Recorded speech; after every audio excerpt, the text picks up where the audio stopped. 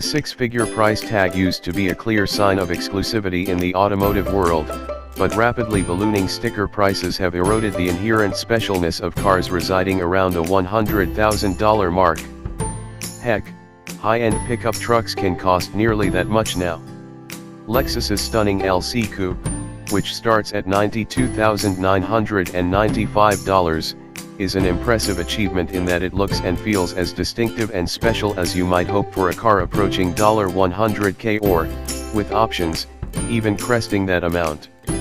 Beyond its wild styling and gorgeously outfitted interior, the 471 HP lc500 we drove earlier this year derived a large amount of character from the free-revving, naturally aspirated 5.0-liter V8 mounted up front.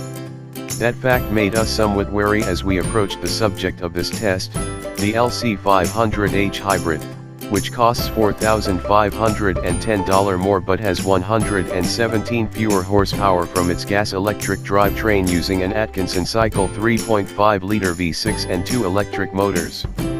It's not that we can't appreciate the lc500h's drivetrain, called a multi-stage hybrid in Lexus speak. It combines the V6 with a pair of electric motors through a fascinating transmission that's essentially two gearboxes in one. It incorporates both a two-motor hybrid continuously variable transmission, CVT, and an Aisin 4-speed automatic to broaden the hybrid operating range. Check out our full explanation of how it works here.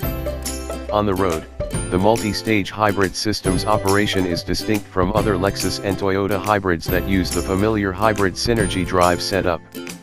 Because of the unique transmission, there's a sensation of step gears shifting whenever the gas engine is running, which is preferable to the high RPM droning we're often forced to endure from hybrids equipped with CVTs.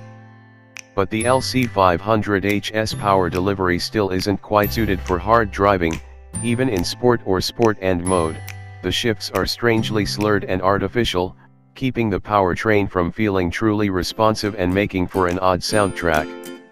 It certainly can't hold a candle to the auditory thrills of the lc500's V8 and the crisp shifts of its conventional 10-speed automatic. All this hybrid complexity adds up to a prodigious curb weight of 4,521 pounds for the lc500h, 143 pounds more than the lc500 and only 62 pounds less than a Honda Odyssey minivan that is nearly 16 inches longer.